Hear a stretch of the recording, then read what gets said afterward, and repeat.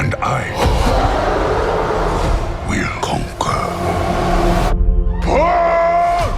Hey guys, this is your host Richard with another marvelous video. Kingdom of the Planet of the Apes is here, and it raises more questions than it answers. Hello people, welcome back to our channel. In today's video, we'll give you a detailed breakdown of the ending of the latest Planet of the Apes movie, and also explain what it means for the future of the franchise, and answer some burning questions. Kingdom is the longest film in the reboot series of Apes movies, and one would expect it to be packed with action scenes. There are high-octane battle scenes, but the movie primarily focuses on world building and character introduction while staying true to the existing mythos. Noah is a compelling protagonist. May provides the plot twists, and Proximus Caesar is a mad king in a world which is ruled by apes, and humans are at the brink of extinction. Or are they? For answers to such questions and more, grab your popcorn bucket and watch on. But here's a fair warning. The next couple of minutes are gonna be riddled with spoilers, so proceed only if you don't mind them.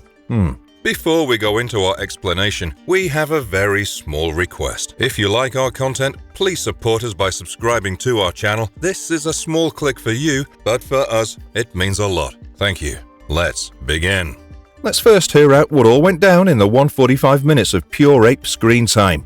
Kingdom is set 300 years after the events of War for the Planet of the Apes, which released in 2017. In that movie, Caesar, the protagonist ape of the prequel trilogy, died from a chest wound, but not before guiding his clan of apes to a green oasis. Ape civilizations cropped up with the oasis as the epicenter, and 3 centuries later, we meet one such ape settlement called the Eagle Clan. The protagonist of the Kingdom Come movie, Noah, belongs to this clan, who's never stepped outside the village, as warned by the elders. One fateful night, an army of bloodthirsty apes butchers his father and takes the survivors hostage, prompting Noah to cross the tunnel and step into the valley. On his way, he makes friends with a wise orangutan named Raaka and a human girl named May. In this universe, humans are primitive creatures referred to as echoes, while apes are the dominant species. So, May is thought to be mute and feral at first, until she drops the big surprise she can speak and is completely sentient. Raaka informs Noah that the masked goons that attacked his village are the followers of Proximus Caesar, a self-proclaimed ape king who has twisted Caesar's legacy to further his own personal agenda. After arriving at Proximus's so-called kingdom, Noah realizes that Proximus has enslaved the apes he stole from Noah's village. Proximus has formed a settlement around a sealed vault that humans built centuries ago,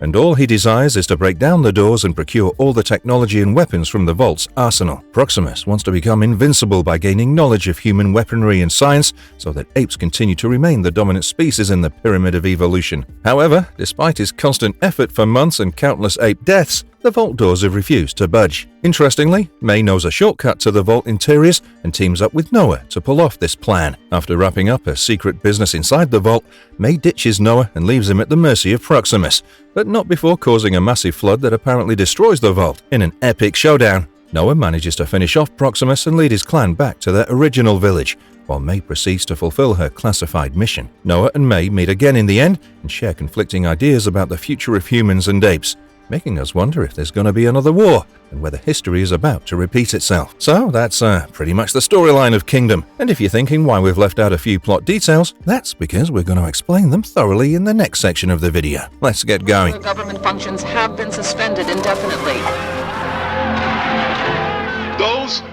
Number 1. How did the humans become primitive beasts? To answer this, we need to rewind back by 3 movies. In the first Apes movie of the continuity, the ALZ-113 virus altered the apes and turned them into highly intelligent beings. However, it killed the very first scientist who got exposed to the virus by causing him to bleed out. By the time of the second movie, almost all of humanity was wiped out by the virus, which kills humans but are not detrimental to apes. This pandemic came to be known as the simian flu. In the third Apes movie, we meet one of the deadliest villains of the franchise, the Colonel, a ruthless army man who calls himself the Monkey Killer. He explains that the ALZ-113 virus further mutated into a deadly form and attacked those humans who were initially immune to its effects. This insanely contagious ALZ-113 variant targets a human's ability to speak and renders them mute. It also corrupts their higher thinking, turning them into primitive beasts. While the Colonel attempted to restrain the virus from spreading by resorting to extreme means, it was an absolute failure. In the 3 centuries that followed, the virus spread like wildfire and pushed humanity to the brink of extinction. It destroyed humans' higher thinking ability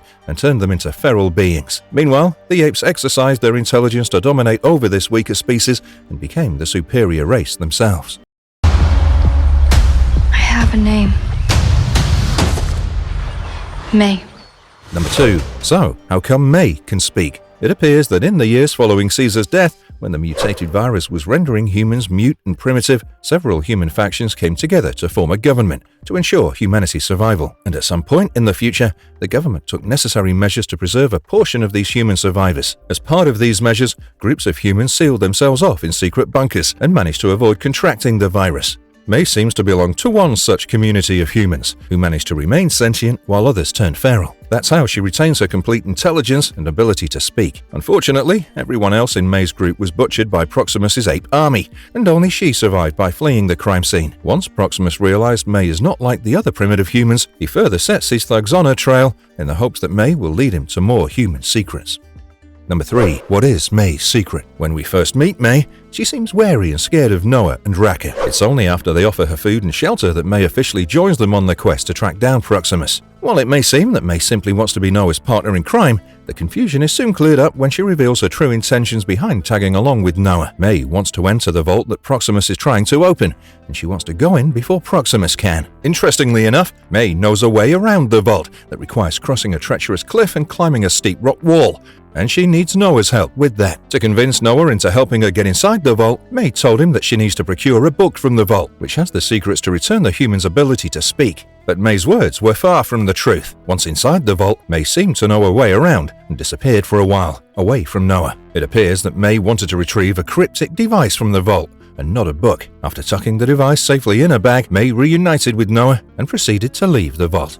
Number 4. Why did May betray Noah? As shocking as it may seem, May did betray Noah, proving Proximus right. Proximus had earlier warned Noah that humans can't be trusted ever, because they'll never give up trying to be the superior species. Before entering the vault, May and Noah had devised a plan, and the first step of it was to plant explosives around the makeshift dam that stops the sea waves from crashing into the vault. As per their plan, once Noah helped May into getting what she wanted, they'd cause the dam to blow up and flood the vault interiors, so that Proximus couldn't get his hands on the human technologies inside. But Proximus got a whiff of the plan and attacked Noah and May even before they could escape the vault. Moreover, Proximus brought in all of Noah's clan inside the vault to show them how Noah had teamed up with a human. This was the shocking moment when May betrayed Noah by setting off the explosives and breaking the dam wall, leaving the apes to drown inside the vault, including Noah. May's only intention was to not let Proximus lay his hands on the weaponry inside, and for this purpose, she was willing to betray her closest ally, as she did. Number 5. What is the device that May procured from the vault? All this while, May was carrying out a secret mission. May actually got hold of a satellite communication device from the vault that acts as a key to enable satellite activity. After getting the SATCOM key and flooding the vault, May made her way across the valley to another human settlement inside a secret bunker. This was a big revelation in the movie. Seeing more humans who were fully sentient and functioning was indeed a giant twist in the plot,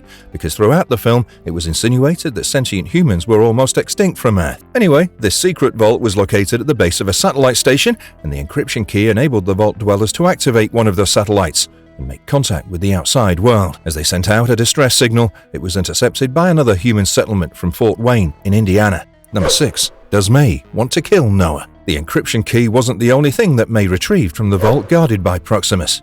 She also secretly packed in a gun, which she first used against Proximus's goons while escaping the vault. After betraying Noah in the vault scene, May returned once again to bid a final goodbye to Noah. In this scene, the camera panned to show that May was secretly holding the gun behind her back. It's perhaps May was unsure whether she'd be welcome in Noah's village, after she previously left all the apes to drown to their deaths. While May had no intentions of using the gun unprovoked, she simply wanted to be prepared for self-defense, in case Noah decided to confront her or the other apes attacked her for her treacherous deeds. May's not averse to killing after all, which was evident when she choked Proximus's human apprentice Trevathan to death and shot the chimp soldier named Lightning. Moreover, May and Noah didn't really see eye to eye on how they want the future to be shaped. While May wants to see humans take over the world once again as it was before, Noah has vowed for the apes to remain the dominant species. Noah also seems open to coexisting with humans peacefully, just like Caesar wanted. But May stubbornly believes that everything once belonged to humans, and that's how the world should be again.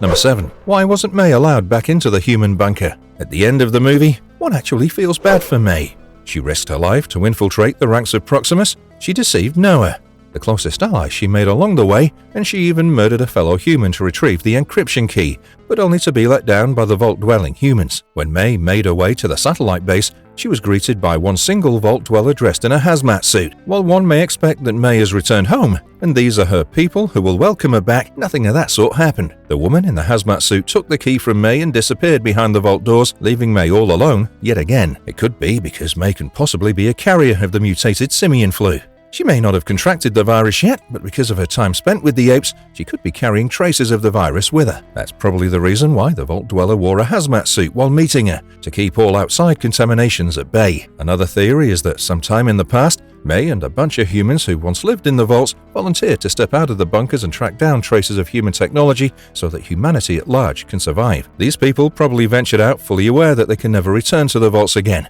and would eventually die in the wilderness by contracting the virus. Number 8. What happens to Raaka? Our list would be incomplete without this point. In Kingdom, Raaka was to Noah what Maurice was to Caesar. Raaka was Noah's guiding light, who introduced Noah to Caesar's legacy and teachings. He was also the one to alert Noah that Proximus had twisted Caesar's legacy to control the apes. Raaka was instrumental in explaining to Noah the true meaning of apes together strong. Raaka was also a lover of books, just like Maurice was, and was the only surviving member of the Order of Caesar, a group of apes that lived by Caesar's teachings. The members of Raaka's clan were murdered by Proximus's army in the past, prompting him to seek refuge in an underground lair. Raaka knew all about humans and apes living together in the past, and grew particularly fond of May. He decided to call May by the name Nova, just like Maurice named the mute little girl in the War for the Planet of the Apes movie. When Sylvia, the commander of Proximus's army, ambushed Noah and May on a bridge, Raaka risked his life to save May. But when the commander cut the rope that Raaka was hanging onto, he was washed away by the stormy waters. In most cases, these characters come back later in the movie, but Raaka never appeared again. Number 9. There's a lot of deaths in Kingdom, beginning with Noah's dad Kodo and then Trevathan getting strangled by May. The Vault Showdown scenes are particularly gory. First, the commander gorilla Silver dies when Noah tricks him into getting trapped between pipes. When the seawater floods through the vault, Silver suffocates to death. Sometime before that, May shoots Silver's second-in-command Lightning in the chest and he bleeds to death. Thirdly, Proximus falls to his death when Noah summons the Eagles loyal to his clan and they topple him off the cliff. So, with Proximus and his 3 trusted enablers, Trevathan, Silver and Lightning all dead, the fate of the rest of his clan remains ambiguous. Moreover, the explosion of the dam and the subsequent flooding of the vault destroyed most of Proximus's so-called kingdom, and also killed many of his apes. Also, it can be assumed that just like the Eagle clan, more ape clans were enslaved by Proximus as part of his kingdom. And once free from Proximus's tyranny, they too returned to the wilderness to rebuild their lives, just like Noah's clan. Number 10. Will there be another war between humans and apes? This brings us to the final scene of the movie, and what it means for the future of the franchise. The encryption key enabled the Vault dwellers to establish global communication with other humans, confirming that they weren't the only humans still left untouched by the virus. This means these human factions can very well devise a plan to come together and lead a resistance movement against the apes in the future films. This is hinted at through May's character. While she's established a connection with Noah, May is also focused on bringing back human civilization. All this belonged to humans. May told Noah, who retaliated by asking if the apes should go back to being the silent, tortured species. This exchange between the two serves as a premonition about an impending clash between the humans, who want their rights back, and the apes, who have ruled the world for 300 years now. In fact, director Wes Ball revealed in an interview that human factions connecting with each other around the world will have a major role to play in the next film. There's another perspective to this theory, one that changes the fate of the humans and the apes for the better. In the next movie, Noah and May's relationship can mirror the bond between Caesar and Malcolm.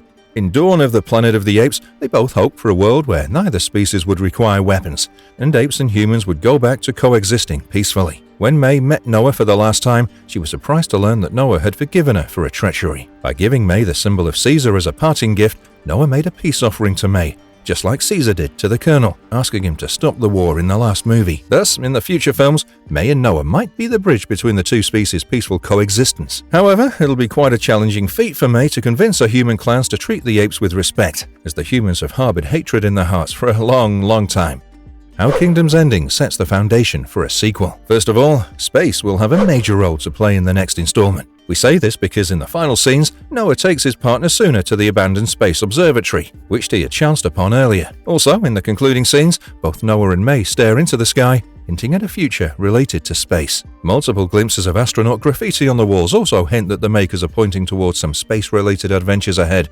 Maybe humans secretly fled to space in order to escape the simian flu and will return in the next film. Or perhaps, with communication now established between human groups, they'll plan to take off into space in the advent of a war between species. Secondly, both Noah and May will play pivotal roles in the sequel. While Noah becomes the leader of the Eagle clan, May too has proved to be extremely beneficial to a community of humans by being the only link between the Vault dwellers and the outside world. It's inevitable that the two will cross paths again, either against each other or as allies. Thirdly, technology will play a pivotal part in the sequel. When we first meet Noah, he barely had any knowledge about humans, except that they're unintelligent beings. But when he encountered an electric rod carried by Proximus's goons, Noah did some brainstorming and managed to fix the weapon. And after witnessing the contents of the vault and the astronomy tower, Noah's gained a fair idea about what human technology is capable of. Given his knack for fixing things and his more than average intelligence, Noah might chance upon more such human tech and use them to empower his village. Last but definitely not least, the Eagle clan has a new leader in the form of Noah. He may be young, but Noah showed excellent leadership qualities when his apes were drowning in the vault flooding. Noah instantly took charge and instructed the struggling apes to climb higher and higher into the structure, and asked Suna and Anaya to lead the way. That was pretty impressive.